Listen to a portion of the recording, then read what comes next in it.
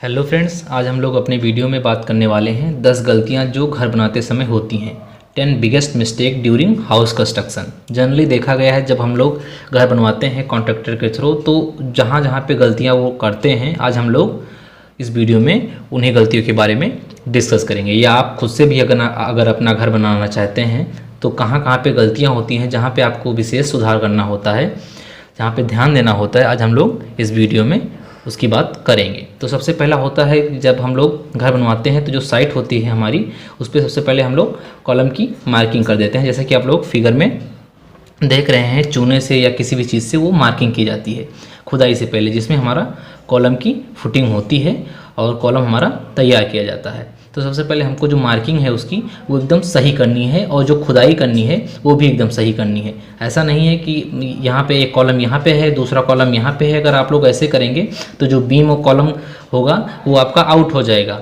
Beam और column अगर out हो जाएगा तो आपका जो स्ट्रक्चर है, जो घर का स्ट्रक्चर है, वो ख़राब हो जाएगा। वो इसके अंदर वो स्ट्रेंथ या मजबूती नहीं रह जाएगी, जिससे कि आपका जो घर है वो बहुत समय तक टिका रहे। उसमें क्रैक्स आ जाएंगे, दीवारों में क्रैक्स आ जाएंगे। जो आपका स्ट्रक्चर है हाउस का, वो कॉलम है, उसका जो सेंटर है वो शिफ्ट हो जाएगा, और कई तरह की प्रॉब्लम्स आपको आ जाएंगी। ये हमको कॉलम की जो मार्किंग है एकदम सीधी रखनी है, अच्छे से मार्किंग हमको करनी है। कॉलम की मार्किंग एकदम सीधी करनी है, जिससे हमारा कॉलम है वो सेंटर से अलग ना हो। कॉलम बीम जहाँ पे मिले वो एकदम सेंटर पे मिले। उसके बाद हमारा अगला पॉइंट है कॉलम, बीम और स्लैब। कॉलम, बीम और स्लैब बनाते टाइम हमारा रेशियो क्या होना चाहिए? तो हमारा जो रेशियो होना चाहिए वो M20 होना चाहिए। M20 का मतलब होता है 1, 1.5, 3 का रेशियो होना चाहिए, जिसमें जो 1 है आपकी ये सीमेंट होना चाहिए, जो 1.5 है ये आपकी सैंड होनी चाहिए, सैंड यानी बालू, और जो 3 है आपका ये एग्रीगेट होना चाहिए। एग्रीगेट मीन्स जो गिट्टी आपकी होती है, आपकी वो होनी चाहिए।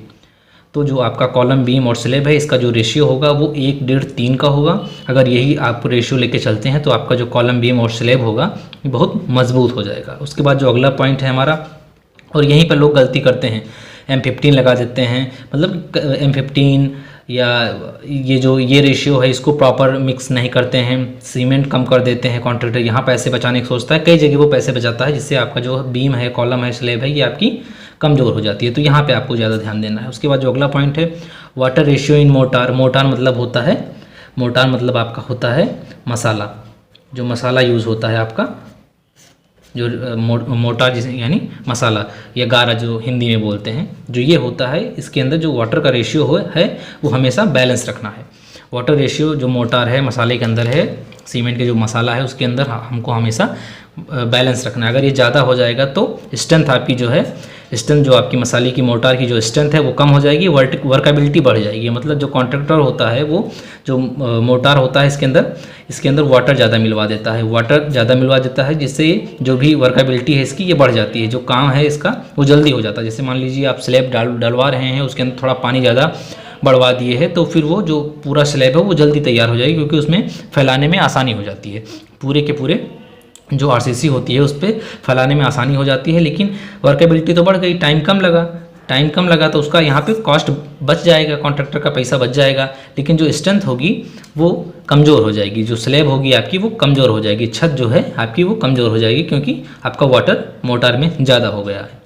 तो इसलिए आपको water ratio motor always balance रखना है। यहाँ पे बहुत ज़्यादा ध्यान देना है। यहाँ पे बहुत ज़्यादा गलती होती है। अगर यहाँ पे गलती हो गई तो मान के चलिए तुरंत तो नहीं, लेकिन 2-3 साल में आपके छोटे छोटे क्रैक्स आपके रूफ पे मतलब छत पे दिखने लग जाएंगे, जिसके बाद आपको बहुत ज़्यादा परेशानी आएगी। वहाँ से सीलन भी जा सकती है और छत भी कमज़ोर हो सकती है। तो यहाँ पर अगर आप ध्यान देंगे तो इन फ्यूचर आपको कोई प्रॉब्लम नहीं होगी छत से।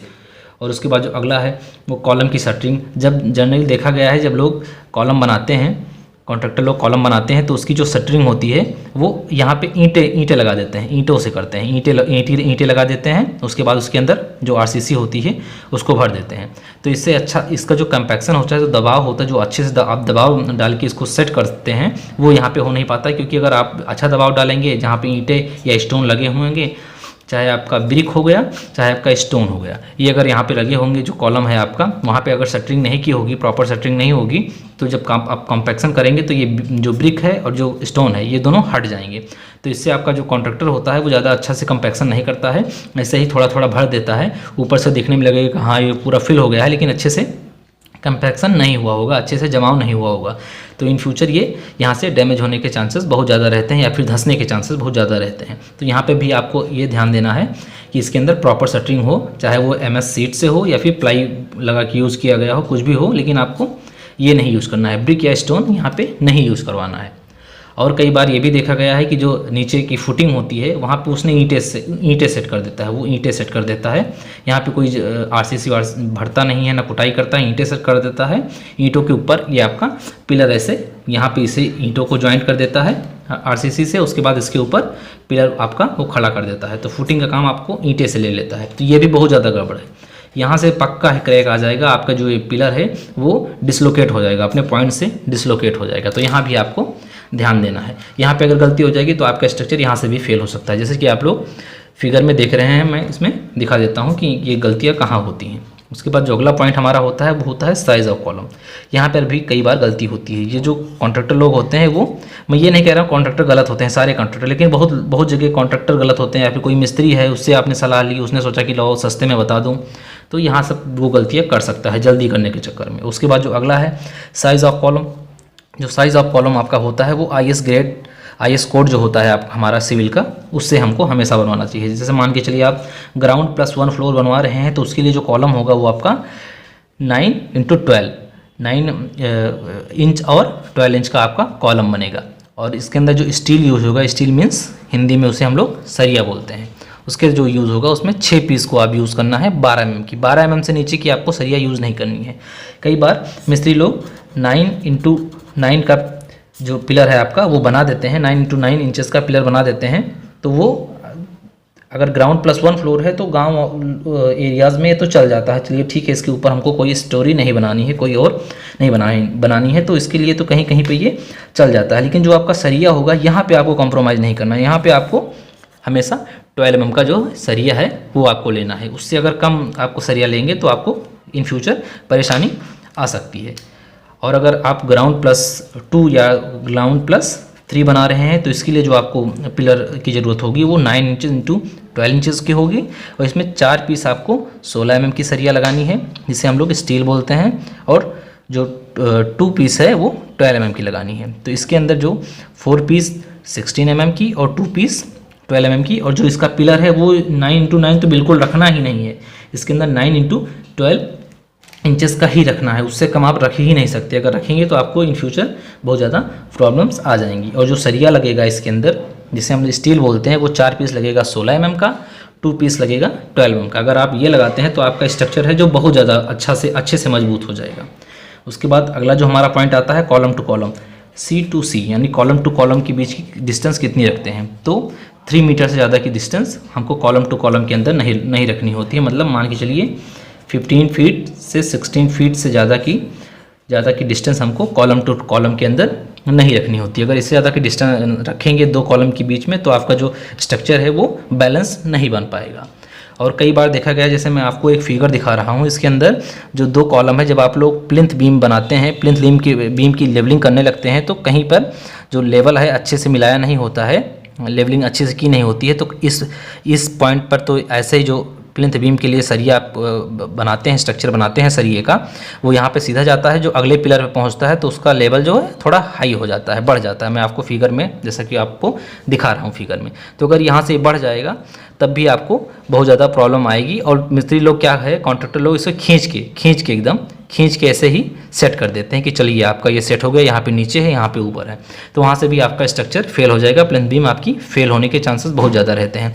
तो ये यहाँ पे प्रॉब्लम ना आए, इसके लिए सबसे पहले हमको जो साइट है उसकी लेवलिंग अच्छे से कर लेनी है। जहाँ पे आप पिलर बनाइए उसकी लेवलिंग अच्छे से कर लीजिए, जिससे कि आपका जो प्लिंथ बीम का जो स्ट्रक्चर है, जो स्ट्रक्चर जाए सरिये का, वो एकदम लेवल पे जाए, उस घटा बढ़ी ना हो, ये ज़्यादा या कम ना हो, एकदम लेवल पे रहे। तो यहाँ भी बहुत ज़्यादा गलती होती है। उसके बाद अगला है लैप जोन मिस्टेक्स। जैसे आपका जो हम लोग 2 फ्लोर बना रहे हैं, ग्राउंड प्लस 1 फ्लोर बना रहे हैं, तो जो सरिये की हमारा जॉइंट होता है, यहाँ पूरी लंबी सरिया तो होती नहीं, आपकी जो सरिया होती है 1 फ्लोर तक चल गई, उसके बाद छोटी हो जाती है। तो ये ग्राउंड फ्लोर है, ये फर्स्ट फ्लोर है, इसके बीच में हमको हमेशा सरिये का जॉइंट करना होता है।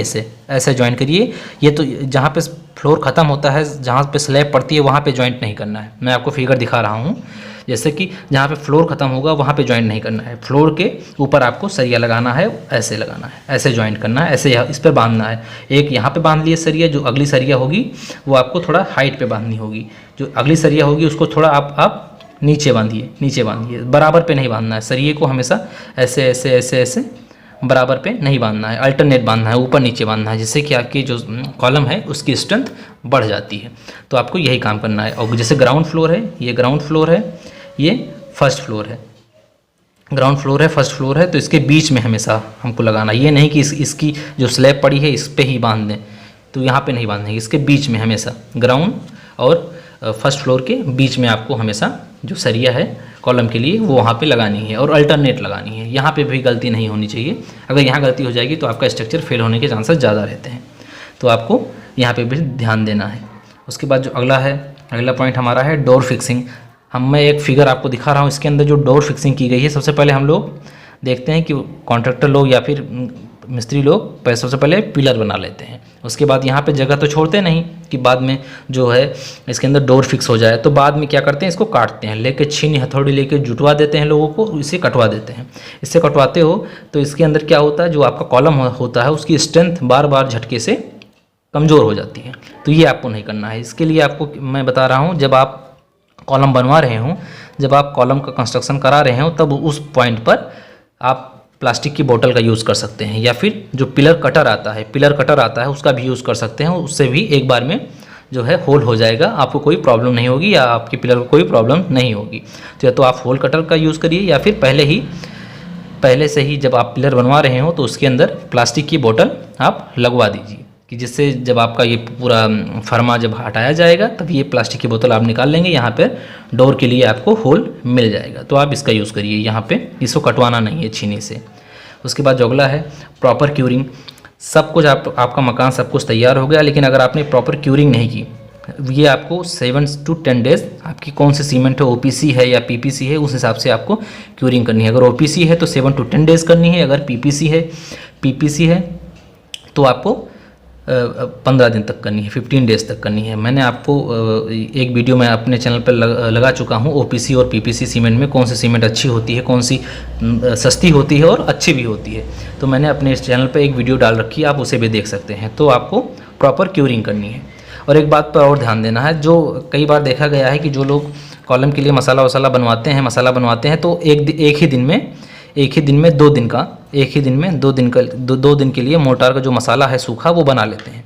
तो इससे आपकी जो मोटार का स्ट्रेंथ होती है वो भी कम हो जाती है। तो जो भी आपको मोटार बनवाना होगा वो सूखा केवल 4 to 6 आवर के लिए एक बार में बनवाना है।